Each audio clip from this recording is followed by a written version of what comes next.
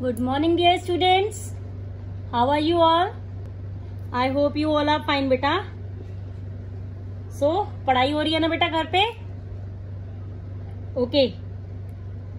So we have already discussed so many manufacturing industries, right? In the last we have ended up to the I think chemical industry, है ना? Chemical industry we have discussed, automobile industry, fertilizer industry. There are so many industries we have already discussed. So now today let's start with the pollution of these industries create. So the later part, it means from now onwards your manufacturing industries deals with the pollution also. क्योंकि ये जो industries है बेटा ये manufacturing तो बहुत करती हैं गुड्स, लेकिन उसके साथ साथ एनवायरमेंट को भी थोड़ा डिग्रेड करती हैं. Clear? So we will discuss about the industrial pollution and environmental degradation. So उसी के बारे में हमें थोड़ा सा पढ़ना है आज, एंड आई होप कि आज ये चैप्टर आपका फिनिश भी हो जाएगा. So let's get started. Clear? So, industries have contributed significantly to India's economic growth and development. Yes, we are not denying the fact that manufacturing industries have contributed a lot in India economic growth basically, and also in creating other dealing with basically other social levels. मतलब अगर GDP बढ़ेगा तो obviously employment भी generate हो रही है इसका मतलब, और अगर employment generate हो रही है तो पॉवर्टी भी कम हो रही है, हंगर भी कम हो रहा है. तो ओवरऑल देखें हम तो ये manufacturing industries have doing a great lot of good thing, but at the same time increase in pollution can not be overlooked. Pollution बहुत बढ़ रहा है and that is not always overlooked. हम उस पर ध्यान ही नहीं देते हैं. Basically, industries are responsible for 4 types of pollution, that is air, water, land and noise. Clear? We have discussed them one by one. So, we will start with the air pollution. So, now we will discuss the air pollution. Now, beta, as the name suggests, it is the pollution of the air that you breathe in. So how toxic in it? Basically it is caused by the presence of high proportion of sulfur dioxide or carbon monoxide in the air. But छोटी classes में हमने ये चीज पढ़ी भी थी. We have already learned in the small classes that this in turn leads to the acidic rain also. Why? Because जब sulphur dioxide content जब ज्यादा हो जाता है और कार्बन मोनोऑक्साइड का कंटेंट भी ज्यादा हो जाता है एयर में, so we call it as a air pollution. Emitted by chemical and paper factories, brick kilns, refineries and smelting plants and burning of fossil fuels in big and small factories. Basically everything and anything. Air pollution तो ऐसा कोई industry नहीं है जो cause ना करती हो. हर तरीके से हर इंडस्ट्री एयर पॉल्यूशन को क्रिएट करती ही करती है, either big industry and small factories. Clear? So it causes respiratory problems. तो इसकी वजह से इतनी रेस्पिरेटरी प्रॉब्लम्स होती हैं, from asthma to cough. Also lungs से रिलेटेड प्रॉब्लम्स भी होती हैं, क्योंकि toxic gases leaks at times are very dangerous. Basically क्या होता है, टॉक्सिक गैस लीक्स हो जाती हैं. आपको भोपाल गैस ट्रेजेडी के बारे में पता है?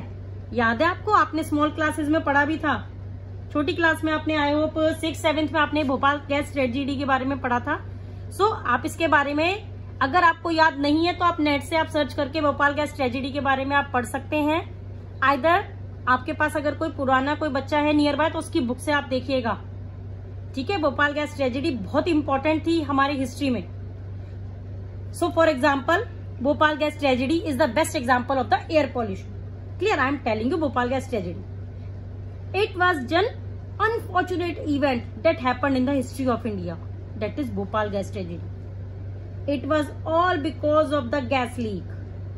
So you can read about it. It is more important for you to know about that tragedy. Clear? So now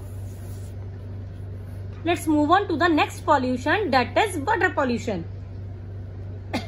So again, as the name suggests, it happens when the water, especially the fresh water, gets polluted due to the toxic effluents coming from the factories or the industries.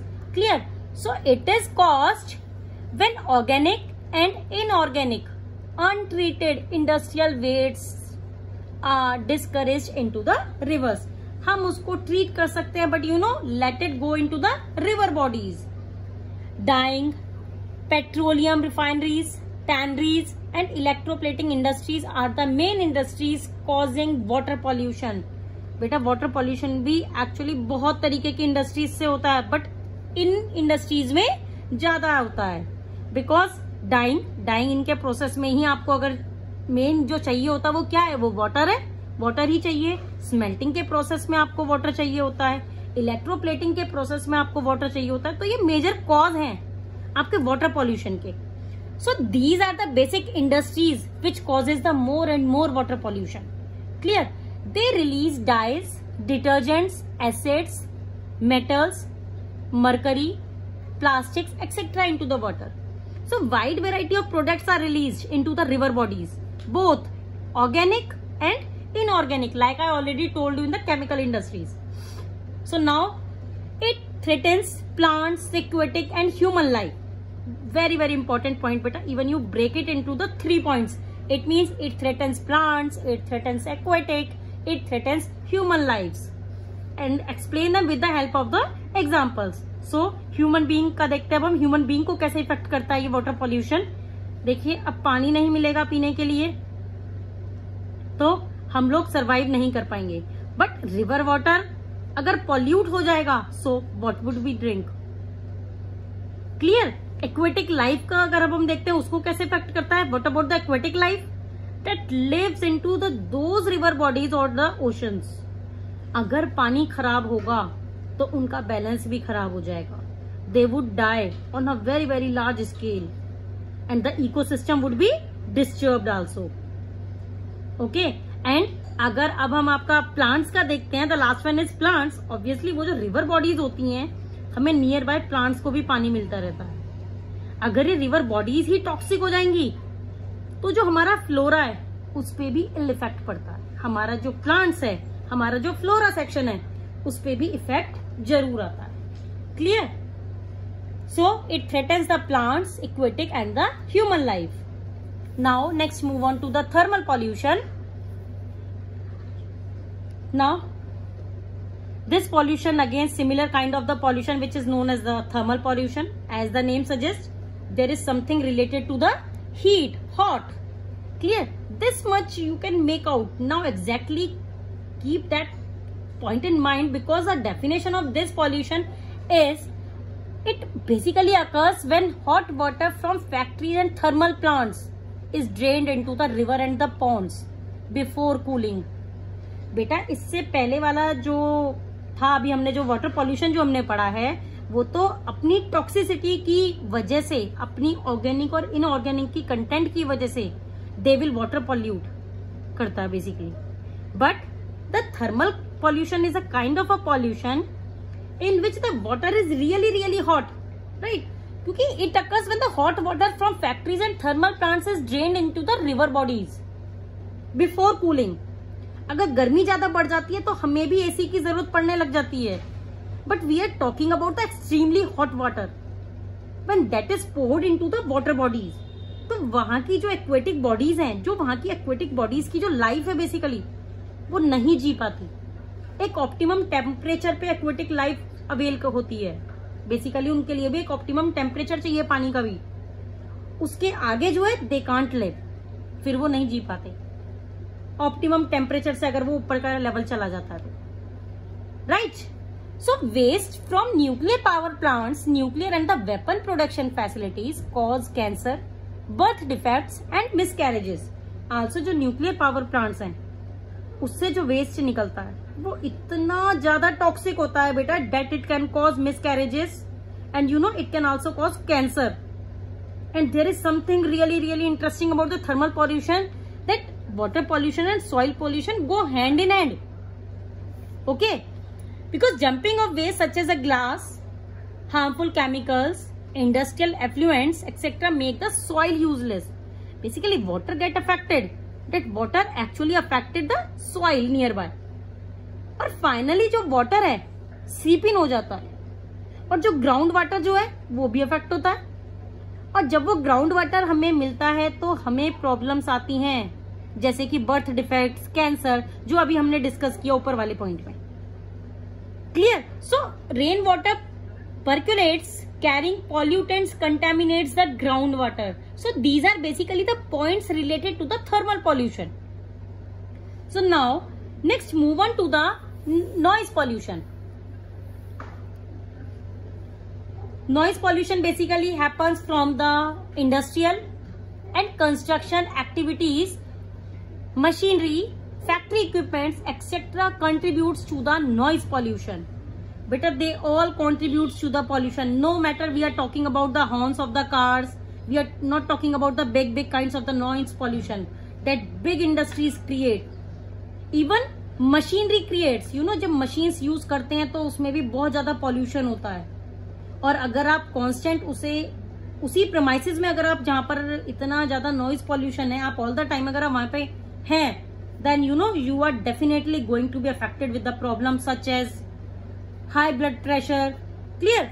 And there are so many problems like hearing impairment, increased heart rate, blood pressure I am already told you, and physiological effects. Clear? It means blood pressure हो गया आपका, आपकी mental health issues हो गए. So these are the various kinds of problems that are affected only because you are in the surrounding where there is a noise pollution. Clear? So ये basically ये वो problems हैं जो कि हमारे noise की वजह से क्रिएट होती हैं. So now next move on to the control of environmental degradation. हमने सब पढ़ लिया बेटा, मैन्युफैक्चरिंग इंडस्ट्रीज के बारे में पढ़ लिया, जीडीपी ग्रोथ के बारे में पढ़ लिया, पॉल्यूशन के बारे में भी अभी हमने पढ़ लिया. And now we need to understand कि कंट्रोल कैसे करें इन पॉल्यूशन को, because industries are the very important for the economic growth. तो इंडस्ट्रीज को तो हम बंद नहीं कर सकते, राइट? इस पर बहुत क्वेश्चन आते हैं इस वाले टॉपिक पर, कंट्रोल ऑफ एनवायरमेंटल डिग्रेडेशन के ऊपर. So it is very very important. So from now onwards these 3 topics is very much important for your exam. Clear? Control of environmental degradation, 3 phases and general points to minimize the environmental pollution. So we will discuss how to control the environmental degradation. So first point, minimize water usage by reducing and recycling wastewater into or more successive stages. Obviously fresh water को हम अच्छा energy, अगर हम देखें, आप एक बात बताइए, आपने पहले भी सुना भी होगा, 9th में भी आपने पढ़ा भी होगा, energy conserved is energy consumed. Clear? Similar logic we can put on the environmental pollution cause, कि अगर हम उसको रिसाइकिल कर लें तो वो एनवायरमेंट पॉल्यूशन को कम करने में हमें काम आएगा. क्लियर? सो वही हमारा ये फर्स्ट पॉइंट आपको बताता है कि एक बार वाटर यूज हो गया तो उसे हम किसी और पर्पस के लिए भी यूज कर सकते हैं, even in a domestic life और even in a manufacturing industrial life level. Clear? So minimize water uses by reducing and recycling the waste water into 2 or more successive stages. हम लोग इसको मिनिमाइज कर सकते हैं, उसकी यूसेज को. Clear? उसको हम रिसाइकलिंग भी कर सकते हैं. So I hope first point is clear now. Second, rain water harvesting to meet water requirements. Rain water harvesting करेंगे तो obviously we have a monsoon type of a climate in our India. So इतनी rains हमें मिलती है. If we can collect it and use that water in various purposes, that would be really really good. मैं आपको एक general बताती हूँ कि मैं भी रेन वाटर को कलेक्ट करती हूँ बेटा. So I can collect it and use it in the various forms, various purposes basically. Clear? Now third point is treating hot water and industrial waste before releasing them in rivers and ponds. बेटा जितनी भी industries हैं, we are not telling them to shut them down, right? We are just saying कि whatever water you use or discharge into the river, at least treat it properly. Be responsible about the waste that you are creating.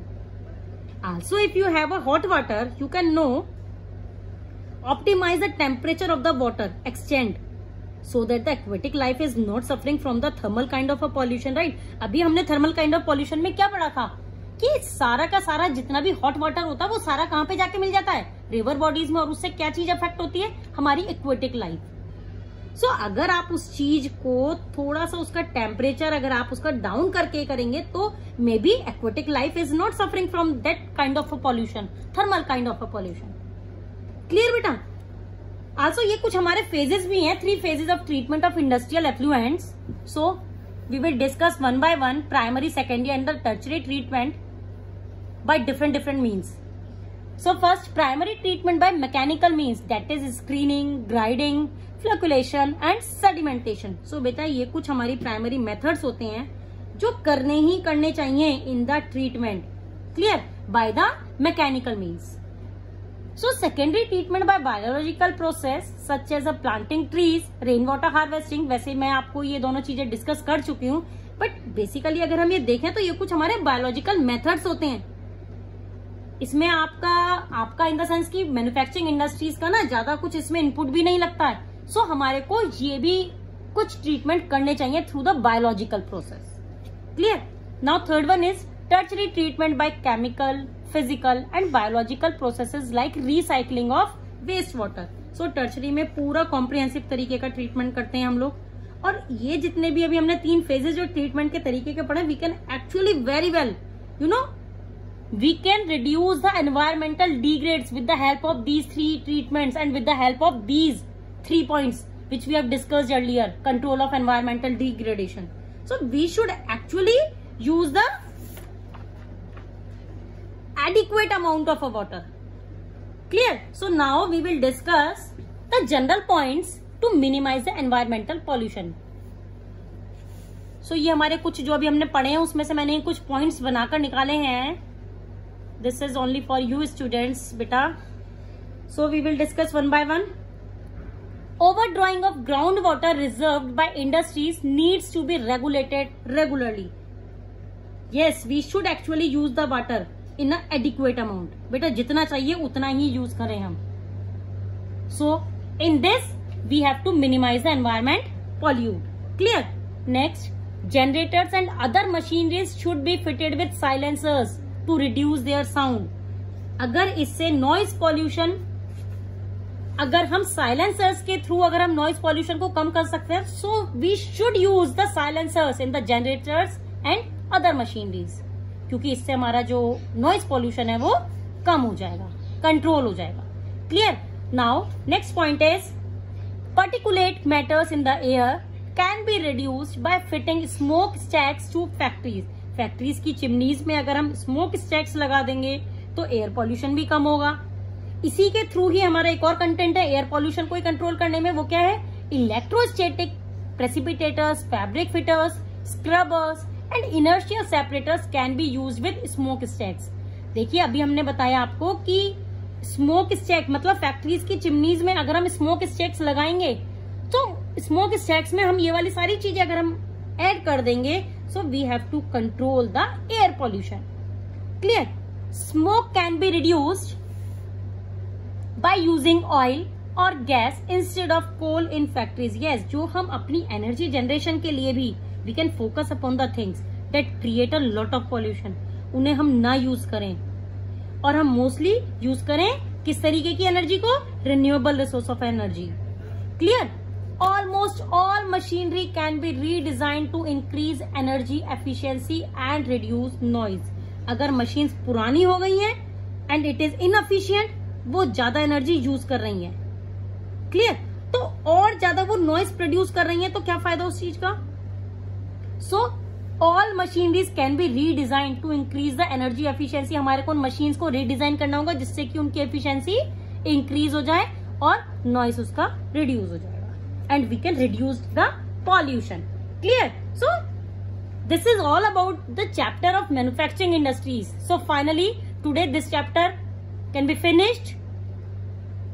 So we will discuss in the next schedule, we will discuss the question answers of this chapter. Okay beta?